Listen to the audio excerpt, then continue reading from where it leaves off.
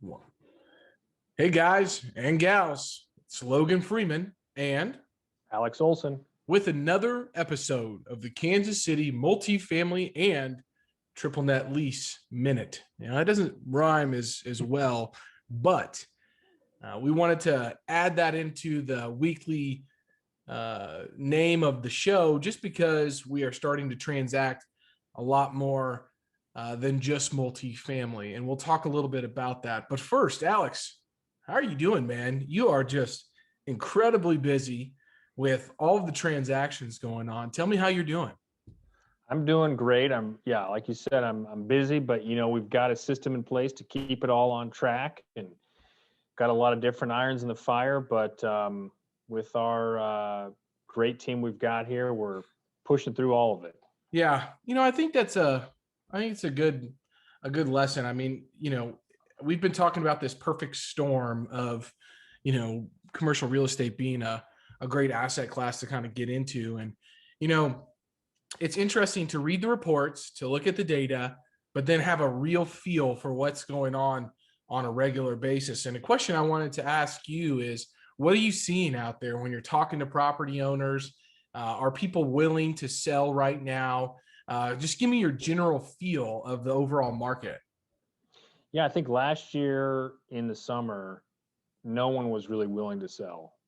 I say that, I'm exaggerating a little bit, but it felt like no one was going to sell. Yep. They didn't care what price you brought to them. We still completed a substantial amount of transactions last year, despite all that. But this year, the feeling is a lot different. Is I'm going to sell, I'm willing to sell, and kind of what's a price I should maybe sell at. So there's a lot more interest.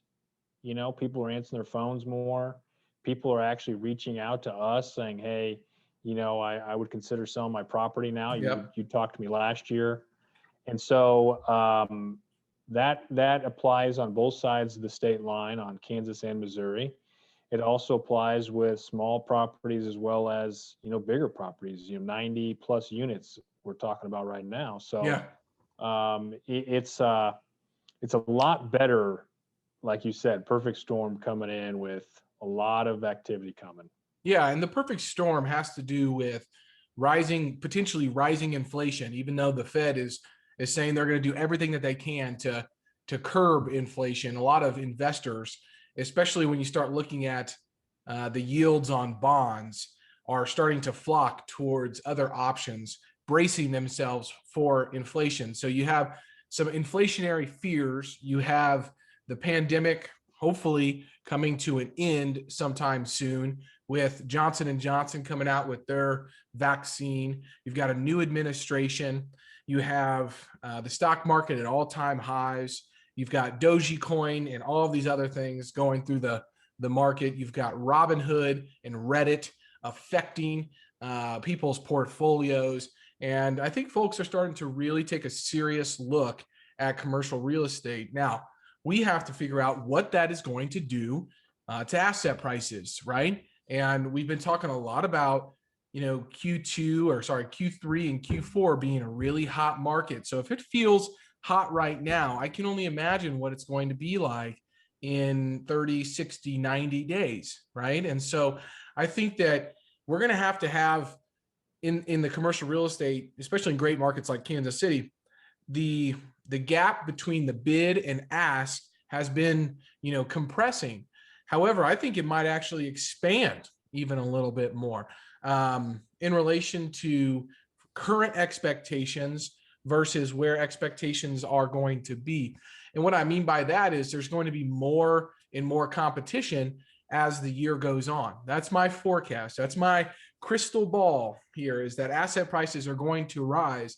And you have to think about it from the standpoint of, well, in relation to what, right? And what I mean by that is if you historically look at prices in Kansas City and compare to historics, it's going to be very difficult to make sense of investments. But if you're looking at it from a holistic approach, from the stock market, other alternatives, all the benefits that commercial real estate can provide, I think people are going to have to start resetting expectations. And it kind of feels that way with what we've got going on here in Kansas City. It's hard to buy units at 30, 40, even $50,000 a unit in Kansas City. You can still find those deals, and we're still going to continue to bring those. But we see investors continually asking for higher yielding assets. So we've started to focus a little bit more on industrial. We started to focus a little bit more on neighborhood retail shopping centers. We have not really ventured into the office sector per se, but we've got investors now grabbing up neighborhood retail shopping centers that are e-commerce resistant, service-based tenants, and that are placed in really great neighborhoods. And so what I think we should continue to do is look at the pros and cons of all of these different asset classes, where the risk might be, and figure out how to mitigate those. And so it's an encouraging trend that people are opening their minds to more than multifamily. And I have some buddies that all they do is neighborhood retail shopping centers. And they're like, yeah, we've been preaching this for, 10, 15 years now. And when you think about it pragmatically from the standpoint of, do you want to find a tenant every 12 months, or do you want to find a tenant every 5 years, 10 years? And I think there's something to be said there. And so making, investment decisions based on that premise is something that I think investors are also going to have to start thinking about. Any thoughts on that? Well, other than that, yeah, the neighborhood retail shopping center aspect, you've got a 10-year lease on some of these, on many of them, especially with the large national tenant. My favorite are the dollar type of stores. Yeah. And we have many of those in many different markets, submarkets here in Kansas City. And then you also have the industrial people that makes it extremely hard for them to leave. They've got a big industrial equipment. And if you're just taking care of just a general building, even though most of the time it's a triple net, right, they're going to stay forever. And so you may not, if it's a single tenant, you don't need a property manager. So it takes a little bit of things, ways to wrap your head around it. You've got a little bit of a different contract. You maybe have to hire an attorney this time because it's a lease that's different. But all those things, like we just talked about, are going to be, as good and even with some of the things we're seeing right now, better than the multifamily stuff. They may not appreciate. There might be, 1% appreciation on it, but you're making a check and hanging out wherever you live, and that's what's important when you're investing in real estate oftentimes. Absolutely. So we'll talk a little bit more about the pros and cons of those assets here very soon. But what we want to do first is, let's zoom into the Kansas City real estate market. Keeping a pulse on that is paramount to understanding all of the underlying factors that are driving growth or holding an area back. And so, our friends over at Block Real Estate put out their 100-page report about Kansas City and the real estate firm, based here in KC. They've got a great pulse on the market. They do a lot of transactions, and there was 4 main trends that they saw. So I wanted to touch on those first. The first being industrial construction keeps soaring, and the Kansas City region saw a strong $4 billion in construction starts in 2020, split about 50-50 between residential and non-residential development. And leading the pack were industrial projects, for which the value of construction grew a whopping 62% over the same period last year. So industrial construction is going to continue to soar. Why that matters to our investors is jobs. Okay, that's jobs. Those are people paying your rents at multifamily spaces and people shopping at your neighborhood retail shopping centers. The second trend was that office deals slowed down. Now, that's following along a national trend, but office transactions in the Kansas City market dropped by more than a third, from 311 in 2019 to 197 in 2020. And so Alex and I, we don't do a whole lot of work in the office space. I have some friends and some buddies that's all they do is office, and they've made some encouraging and or interesting debates with me on the office side of things. I'm not going to get into that today, but I think there is a thesis there, and it could be the right one for the right investor. The third is retail bankruptcies boomed. And this might sound counterintuitive to what we're saying, but hear us out. The number of national retailers to file for Chapter 11 bankruptcy protection in 2020 was the highest in more than a decade. Several big bankruptcies, such as Pier 1 Imports, who was bought by our buddy Ty Lopez. If you've ever watched YouTube, you've seen Ty and his books and his Ferraris in his house out in California. But JCPenney and Ruby Tuesday were also there, and those resulted all in closings in the Kansas City area location. Now, while more than 4 dozen area restaurants closed last year, a number of new brands like Whataburger and Fajita Pete's are expected to open locally in 2021. And so what can our investors learn from that? Well, there might be an opportunity to pick up some vacant retail centers and repurpose them, right? And when we're talking about retail centers, we're not talking about big box retailers. We don't really deal with large fitness centers, Best Buys, JCPenney's, Pier 1 Imports, those types of things. These are more local based, tenants, or a good mix. So there might be 3 to 5 tenants to have a national retailer and some local stuff like a restaurant or, a veterinarian clinic or a dentist office, that type of thing. So you really have to dial in to the tenant mix of these properties. And then the fourth trend is that the multifamily sales volume slid in Kansas City. And I'd say that's probably the most significant change in Kansas City's multifamily market revolved around the sales volume or the lack thereof. So there was roughly about 560 million in multifamily sales around the end of 2020, which was slightly under half of the volume tracked the year prior. So the average sale price per multifamily door unit in Kansas City in 2020, you got a guess on this? 86,000. $203,000. And so when we're bringing properties that have the price between $70 and $100,000, I'm having to reframe my whole perspective on the price per door. What that means to our investors is most of that sales volume was in the Class A multifamily trading from REIT to REIT, or private equity firm to private equity firm, buying up Class A newly developed real estate. And so not something that we, really work around in. However, I do think that we're going to continue to see a trend going up in the price per door here in Kansas City. And as long as rents continue to be positive year over year, we'll be able to support that. But let's zoom out a little bit. Some of my favorite guys over at John Burns Consulting Research, they have insights second to none, in my opinion. This week, they completed their rent forecast for 127 metro area apartment markets, and they maintain a bullish outlook for demand with some key differences by market. And so, with such a wide variation across these markets, good timing in the right market could lead to great opportunities. And so they have broken this out into 4 different categories: boomburgs, brain towns, downtowns, and dependables. And they labeled Kansas City as a dependable. And this is where I disagree with them a little bit. I think that Kansas City is more of a hybrid between a boomburg and boomburb and dependable, because once I break these down, you'll hear what these differences are. A dependable is a market that isn't going to appreciate very well, but it's not going to be impacted by a lot of the economic swings that we see. But let's talk about what a boom burb is.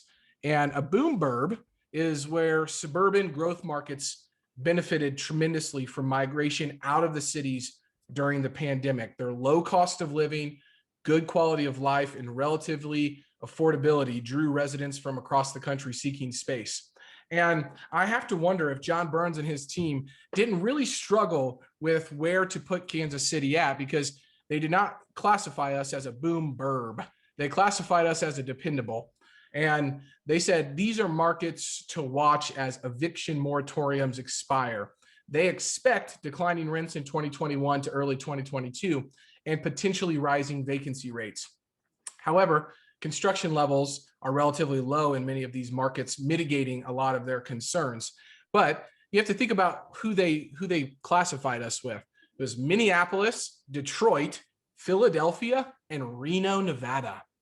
And so when I look at that example between that and boom burbs, they classified Austin, Tampa, Charleston, Indianapolis, Myrtle Beach, and Nashville as a boom burb. And I have to try to really understand why Indianapolis made it to a boom burb, then in Kansas City did not. So I think that they tried to give some examples, but I feel like Kansas City is a great hybrid between both of them. Because if you look at all of our market commentary up to this point, you have seen the U-Haul migration patterns. You've seen positive year-over-year rent growth. You've seen low occupancy and high collections all in Kansas City. So if you want to learn more about kind of their classification, I put a graphic in our market commentary this week. Go check that out, but really read the fine print, because just because Kansas City is classified with Philadelphia, Reno, and these other places doesn't necessarily mean that that's an end all be all. These are their opinions. And with us being on the ground on a regular basis transacting real estate, I think we're definitely more of a hybrid. So, but I've labeled this week's market commentary trends, takeaways, and perspectives that are influencing investors. And what we're trying to do on a weekly or bi-weekly basis is really just kind of give you an idea of what's going on in Kansas City, but also what we're seeing on a regular basis. And a big piece of that is a shift to looking at other asset classes. So when we look at neighborhood retail shopping centers, these are typically trading somewhere between 7.5% and 8.5% cap rate with long-term leases in recently developed shopping centers. And so, that's a big difference between the multifamily, right? I mean, we're typically seeing multifamily somewhere between 5.5% and 6.5% cap rate. So you can get 100 basis points spread higher on another asset class. And if you can wrap your head around mitigating the risk, which is all about planning, strategic planning, which we can help you with, you can really start to get some awesome yields here in Kansas City. And we've recently had three investors go under contract with these types of assets. So I think we're going to continue to see a trend on that. And Alex and I are going to continue to bring good opportunities. That the underwriting looks a little bit different, but we have a lot of experience transacting close to 300,000 square feet of these centers the last 6 months. And I got to say, they look pretty sweet, man. So anyways, those are some trends, some takeaways, and some perspectives to be thinking about. Blocks for trends. You've got John Burns talking about rents. And again, we've got this perfect storm, I think, in my opinion, of commercial real estate transaction volume really heading up, not down, up. And so it's going to be even more difficult in Q3 and Q4 to find these great cash flowing assets. So with that being said, AO, I'd like to turn it over to you and tell people where they can go find some of our properties that we've got. And we're going to hopefully be bringing a couple new properties here pretty soon. But where can people find the list, and talk to us a little bit about how that list continues to change? Yeah, we've got, daily changes to the list. A lot of times right now, people are picking off a lot of the multifamily stuff, which is great. And so we have a weekly list that comes out, obviously weekly, but you can actually find that on our BRSS website, as well as, most importantly, our email that you're seeing this commentary on, most likely. And we provide a top 10 list. Inside each deal flow, there's usually kind of a paragraph or two about why it makes sense as a deal to look into. Sometimes you see the location and the price and you immediately turn off to it. But Yep. if you dive into it, you can see, okay, there's actually opportunity here. We've actually had a lot of people take advantage of that here in the recent last couple months. So that's what I would suggest there. And then on the triple net stuff, come to us. If you're looking at our list, you see a top 10 list and it doesn't make sense to you. Let's walk through a triple net lease opportunity in your price range and see what you think about the returns. We can even pull in a recent multifamily transaction and say, hey, look, here's what multifamily did for this person, but here's what triple net's doing. Right. You might find that you like the triple net, especially if you're an out-of-state investor and, maybe you've had multifamily before, you're trading out of multifamily, tired of the, excuses from your property manager or whatever the case may be for not being able to get tenants in there or tenants paying rent. It's a whole different ballgame. It's much more professional is not the right word, but it's when you've got professional tenants in there, and so you're dealing with a different type of people. So it's enlightening, and there's more product available. Absolutely. Yeah. So we'd be happy to walk you guys through that. Any closing thoughts, AO, before we sign off for the week? We have only basically 30 days or 29 days, depending on where you look at the calendar, left in quarter 1 of 2021. It's a great year so far, but just keep that, people are always waiting. I'm going to wait until next quarter. I'm going to wait until next month. I'm going to wait till the end of the quarter. We're at the end of quarter 1, so Yep. let's make a move and keep it going. Absolutely. Couldn't agree more. We're here to help. Reach out with questions, thoughts, concerns. We're here. We're agnostic to the asset that you want to get in. We're going to listen to what you're trying to accomplish and be consultative in the approach that we take. So, AO, thanks for all the hard work here. And until next time, we'll talk soon.